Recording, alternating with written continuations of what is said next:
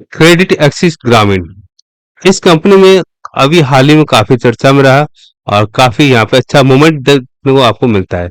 यदि इसके स्विंग लोग से देखें तो 38% की वर्तमान में इसमें आपको यहाँ पे तेजी देखने को मिल चुकी है और अपने हाई पॉइंट से ये 13% अभी दूर है। संभव है कि ये गैप को फिल करे, लेकिन और यहाँ साथ ही साथ इसमें आज भी काफी अच्छा आपको ग्रोथ देखने को मिला है। लेकिन हम इस वीडियो में इन सवालों को देखेंगे कि ये जो प्रॉफिट है, ये प्रॉफिट आखिर ये कंपनी ने जो जंप है आखिर क्यों हुआ। दूसरा, क्या इसके माइक्रो जो फाइनेंस का जो प्रॉब्लम थी क्या वो समाप्त हो गई।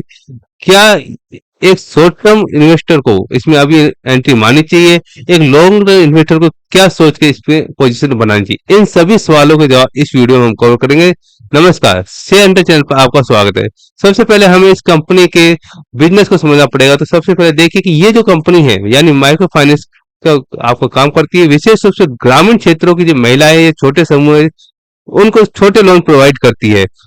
उनको बिजनेस के लिए, उनके लिए छोटे छोटे कामों के लिए, या यहाँ पर आप देख सकते हैं कि बड़े आप घरों के लिए। तो इस तरह के जो छोटे लोन है ये यहाँ पे कंपनी आपको प्रोवाइड करती है। इस कंपनी का यदि देखते हैं विशेष रूप से 5 राज्यों में आपको यहाँ पे काम करते मिलेगी: कर्नाटका, महाराष्ट्र, तमिलनाडु, मध्य प्रदेश, बिहार। इस कंपनी की ऑल इंडिया में लगभग 2276 यहाँ पे ब्रांचेस है। इस कंपनी में जो अभी आपको जो इतना अच्छा रिजल्ट देखने को मिला है उसके पीछे क्वार्टर 1 का मजबूत रिजल्ट। यहाँ पे आप देखेंगे तो आपको सीधा सीधा नजर आएगा कि पिछले क्वार्टर 1 रिजल्ट जो कि 2026 में इस कंपनी ने केवल नेट प्रॉफिट 60 करोड़ का कमाया था, जो कि इस बार 493 करोड़ का यहाँ पे आपको प्रॉफिट देखने को मिलता है। यानी सीधे सीधे आपको 8 गुना यहाँ पे आपको प्रॉफिट यहाँ पे देखने को मिला है। साथ ही यहाँ पर आप देखोगे जो पिछले साल इसके क्वार्टर 1 में जो यहाँ पे इसने लोन प्रोवाइड किए थे वो 26,000 करोड़ के लोन प्रोवाइड किए थे, जो कि अब की बार यहाँ पे 30,000 करोड़ का यहाँ पे लोन प्रोवाइड किए।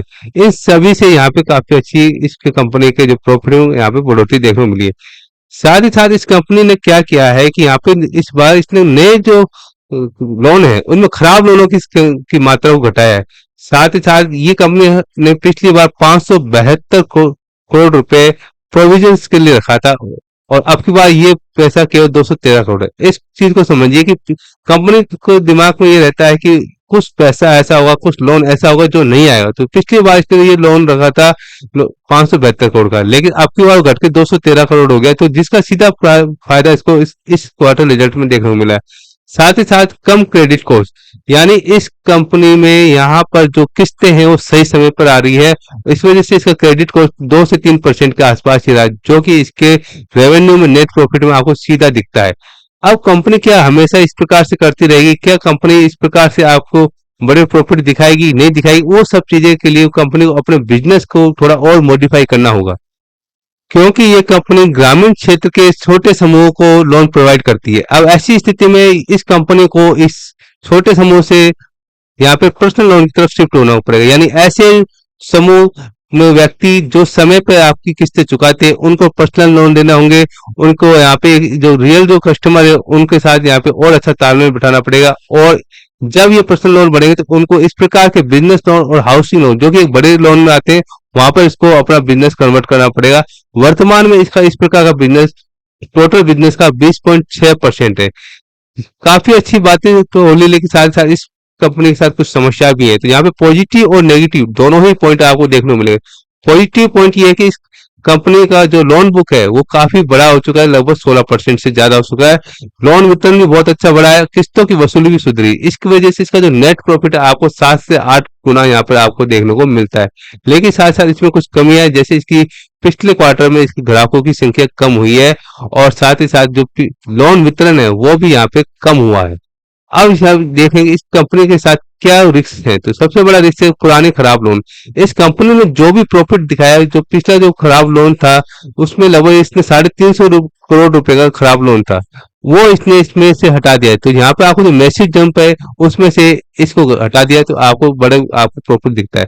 साथ ही साथ ये कंपनी 3 राज्यों पे ज्यादा निर्भर है। हमने कहा था 5 राज्य, लेकिन इसका मेन जो बिजनेस 3 राज्यों पर है। कर्नाटक और महाराष्ट्र और तमिलनाडु। कुल बिजनेस का 68% यहाँ से ये अपना रेवेन्यू लाता है।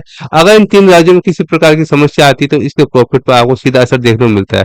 ये कंपनी लोन देती है, लेकिन आपको पता है ग्रामीण क्षेत्रों में विशेष रूप से लेन होती है और ये लोन बिना गारंटी वाले होते हैं। ऐसी कंडीशन में वहां से वापस लोन रिकवरी की जो काफी आपको रिस्क रहता है। निश्चित रूप से इसमें ग्रोथ काफी है, काफी अच्छा पोटेंशियल है, काफी अच्छी ग्रोथ देखने को मिलती है, लेकिन यहाँ पे रिस्क तो ज्यादा है, लेकिन साथ साथ प्रॉफिट भी आपको ज्यादा देखने को मिल सकता है। चौथा बड़ा रीजन है मौसम और ग्रामीण कमाई, क्योंकि ये ग्रामीण क्षेत्रों से रिलेटेड लोन प्रोवाइड करती है। तो अगर किसी प्रकार की ग्रामीण क्षेत्रों में समस्या आती है, मौसम संबंधी समस्या आती है, कामगार समस्या आती है, तो कंपनी का प्रॉफिट आपको कम होता दिख सकता है। कंपनी ने का मैनेजमेंट ने अभी 2028 में 50,000 करोड़ का यहाँ पर लक्ष्य रखा है कि कंपनी अपना लोन की ग्रोथ को बढ़ा के 20 से 25% तक लेके जाएगी और क्रेडिट कॉस्ट को घटा के 3 से 4% तक लेके आएगी। क्रेडिट कॉस्ट का मतलब है कि ऐसा लोन जिसके आने की संभावना काफी कम होती है, यानी बेकार लोन को।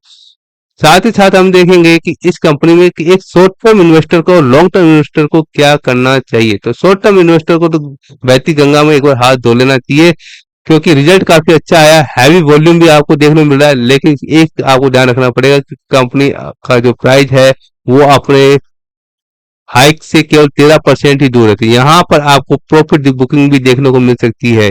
इस चीज का आपको शॉर्ट टर्म इन्वेस्टर को ध्यान रखना चाहिए। लॉन्ग टर्म इन्वेस्टर के लिए कहानी अलग है, क्योंकि उसको ये देखना होगा कि जो लोन ग्रोथ है इस कंपनी की किस प्रकार से है, क्या ये अपनी लोन ग्रोथ को आगे बढ़ा पाता है, नहीं बढ़ा पाता, जिस प्रकार से इसने टारगेट दिए।